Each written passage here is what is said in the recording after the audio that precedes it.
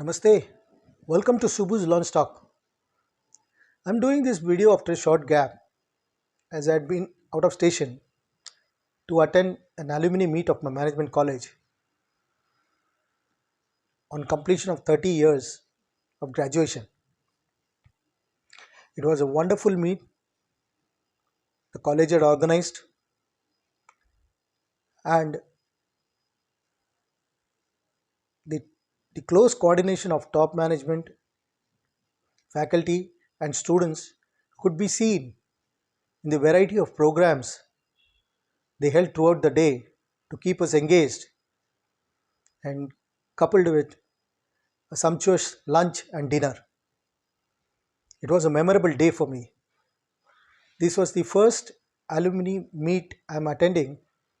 Also, the first time I'm going back to my college after 30 years. So it was a special day for me to revisit the college and interact with the current students who are 30 years junior to me. One can understand this. The time I am retiring, they are entering the corporate world. So that much is the big gap. In one of the open forum, the current students were given a chance to ask questions from the alumni. There was this bright student who had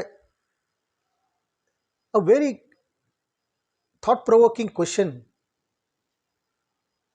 and she asked that if given a chance to roll back and, and do something different, what is it that we would have done differently now if we had entered the college? I got reminded of Arjun in Mahabharata. A similar situation the current students must be going through. Arjuna was a very skilled person. There was there was nothing he didn't know of his trade. He could hit the eye of the fish with accuracy. That much was his skill. Yet, when he entered the Kurukshetra,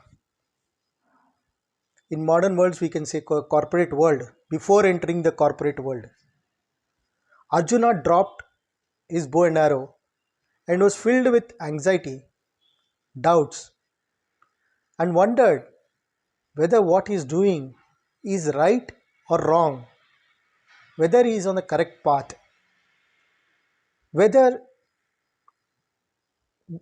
doing all this will make sense and do good for him, or whether fighting this war and killing his uncles, brothers, etc., is worth the effort. So I roll back my years when I entered the college, and I have few things to convey for the benefit of the current students.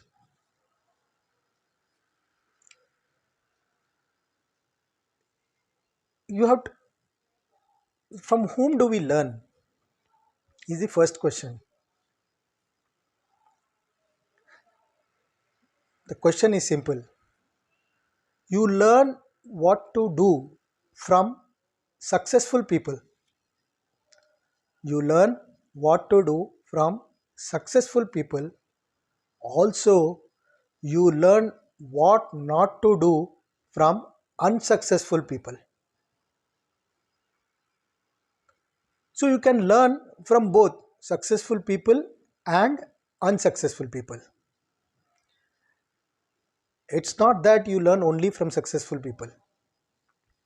The successful people can teach you what to do. Unsuccessful people can tell you what not to do. So I am in which category? I am like both. I can look to both sides of the mirror.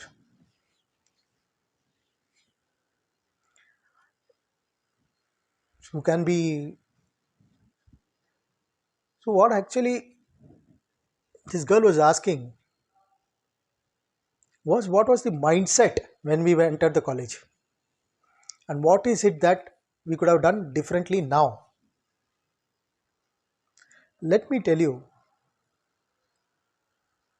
one thing that I would have done differently now is not to worry. I worried a lot. I worried whether I'll get a good job. I worried whether I can have a good life. I was worried whether I can compete in this competitive world. And today, when I look back, all that worry was unnecessary. I need not have worried so much simply because the ball will roll to the logical end.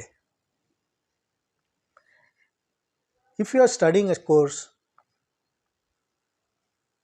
you are bound to get a job, you are bound to get some positions, and you are bound to do well. I say bound to do well because whoever does post graduation, especially in management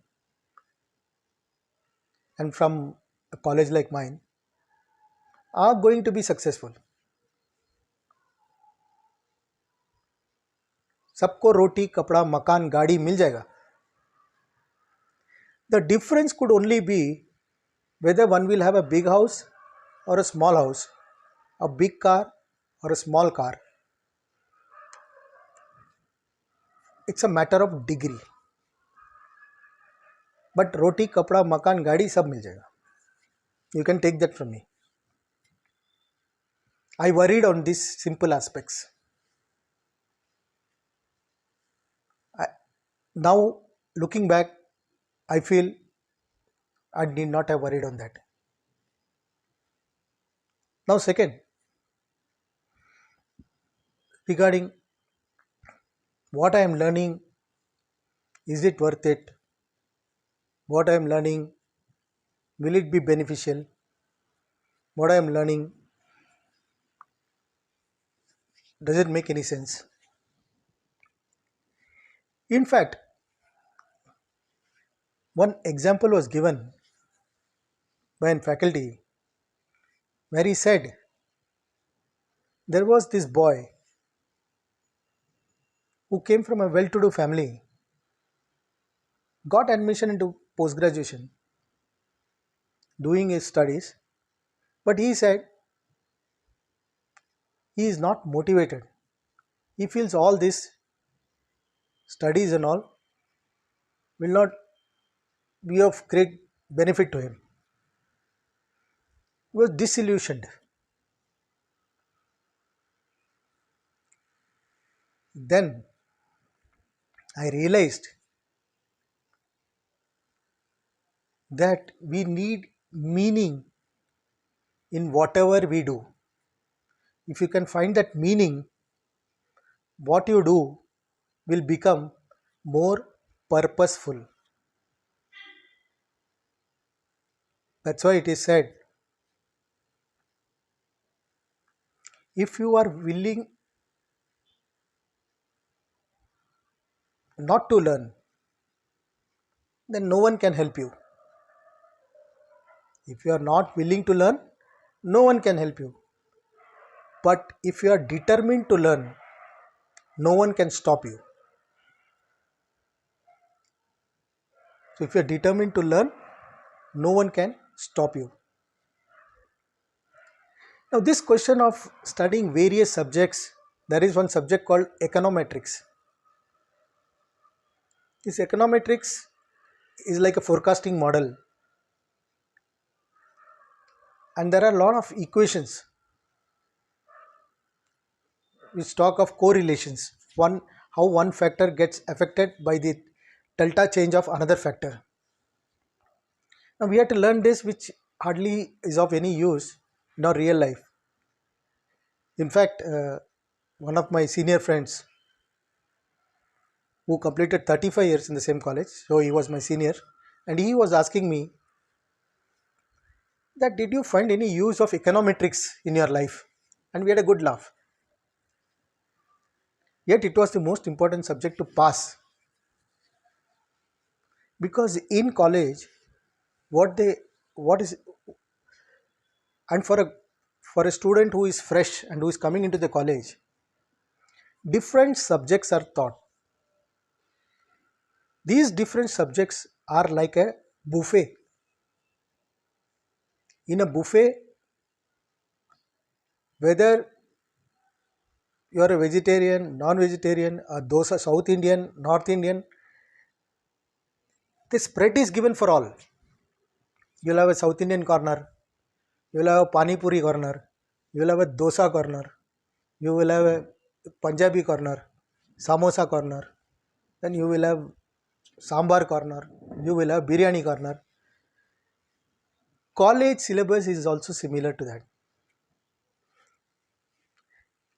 It is a sprinkling of every knowledge, bit by bit. A little bit of this, a little bit of that, and then this. Now, why do they do that? This is simply because one doesn't know in which stream the student will find his mojo. What is mojo? Mojo means his fancy, his his likeness, what he likes. You don't know which line he will like. Econometrics is generally used for those who are into policy making for the governments, especially these UPSC guys, all these bureaucrats, especially these planning people. Because one factor, difference in one factor, what is the difference it will create in another factor? That's an equation. In normal a type of job which we do, a baniya knowledge how much a baniya has, we that much is enough for us. Ultimately, will become baniyas. We may be called MD, Vice President, General Manager, Regional Manager, but you need to have the thought process of a baniya. कितना पैसा गया, कितना खर्चा हुआ, कितना आमदनी आया, कितना नफा हुआ. You have to be nafatula. Napatula means profit. Yet in college you will have to learn all the things, because that is a common spread. So once the spread is there on the buffet and you come out of college, then from the buffet you can, so a college can be thought of as a caterer who lays the buffet. The caterer doesn't know whether the person who is coming there would go for a South Indian idli or a Punjabi samosa or a Gujarati dokla. So the caterer of a buffet will set all the items, but the person who is coming to it can then decide, no, I think first let me go for pani puri, then he will go for cutlet, then he will go for papad. I mean, that's exactly the situation when one is in college. So we worry, looking back, I worried why I should study these subjects. Looking back, I worried whether I will become a successful man. Another big point was I worried whether I can compete in this world where every other guy seemed to be more intelligent than me. Somehow I got the feeling that मेरे बस का काम नहीं है. I don't know what I will do. I was filled with doubts like Arjun. And today, when looking back and how this 30 years has progressed, I found that when the student is ready, the teacher appears. When the student is ready, the teacher appears. And when the student is ready, the teacher disappears. Which means, like you are going for a car driving school. So you don't know to drive the car. You have enrolled yourself in a car driving school. And what happens? Initially, the instructor will teach you the basics. This is the steering, this is the brake, this is the accelerator, this is the clutch, this is the gear. So when the student is ready, the teacher appears. So when you want to drive a car, the instructor appears. Now after driving for some time, what happens?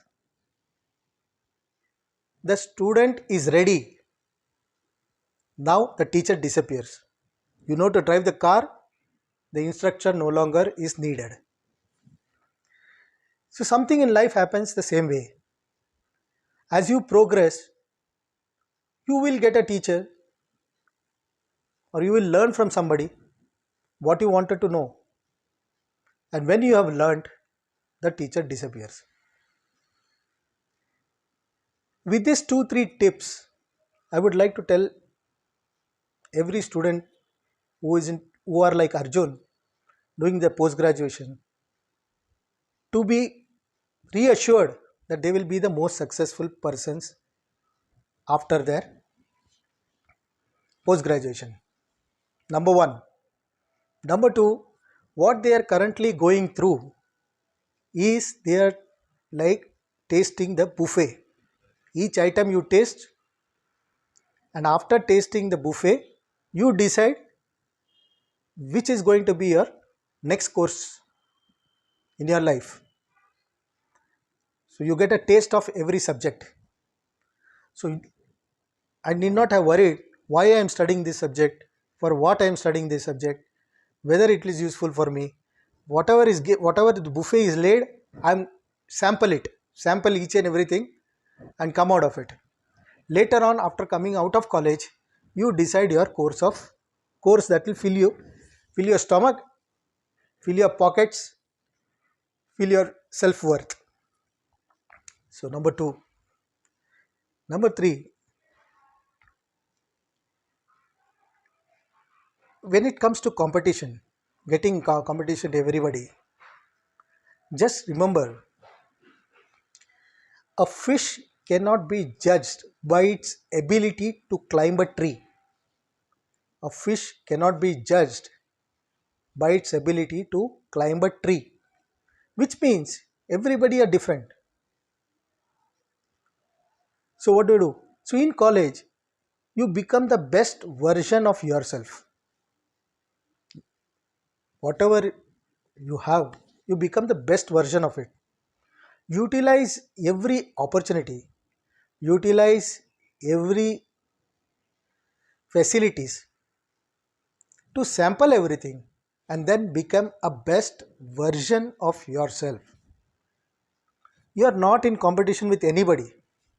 A fish is not in competition with a lion.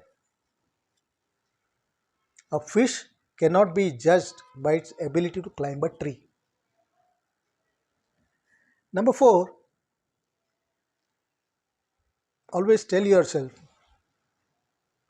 if you are not willing to learn, nobody can help you. But if you are determined to learn, nobody can stop you. So this learning attitude will help you to be motivated, so that when you see a book, you need not. I remember when I used to see books during my engineering days, it would be like a big dictionary. And the only thought that will go is use it as a pillow. But if I look back now of 30 years, I feel there was so much to go through, just sample through. But why did I make it like a heavy duty stuff? I could have just gone through, just flipped some pages, try to understand a few things. Because this opportunity of learning doesn't in an environment which is conducive to learning, where you are constantly focusing, you are in an hostel, you have you are not in the midst of the busy world, you are not distracted, so you can spend some quality time into various subjects, sampling various dishes in the buffet, and be prepared for the next course.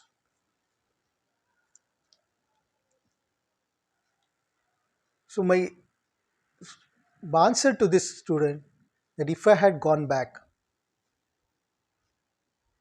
the only thing I would have done differently is I need not have worried over anything. Everything falls into place. Ball rolls to the logical end. In the next video, I'll give some tips on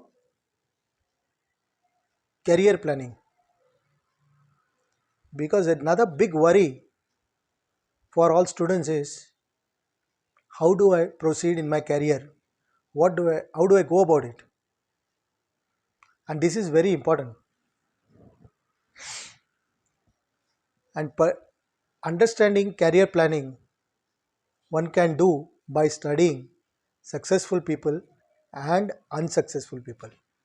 From successful people, you learn what to do, and from unsuccessful people, you learn what not to do. In fact, the Apple founder, when he died at a young age of around 52, he was both successful and unsuccessful. He was successful in innovating so many variety of products for Apple. But during his last days, he said that I am unsuccessful in not having a good life with my friends, colleagues, family. I ignored one aspect of life and I was fully involved in the product innovations. So today I consider myself successful from corporate point of view, unsuccessful from personal life.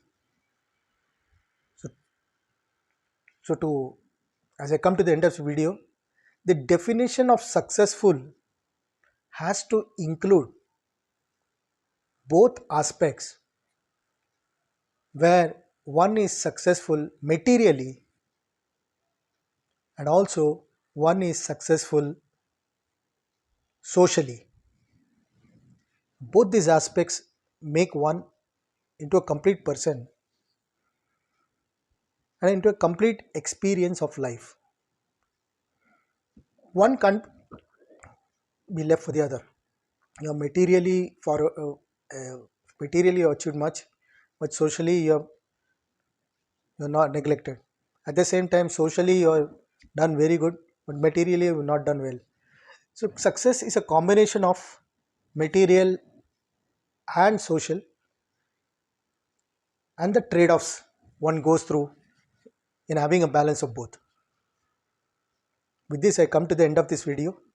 If you like this video, like, share, subscribe, and don't forget to press the bell icon for notifications.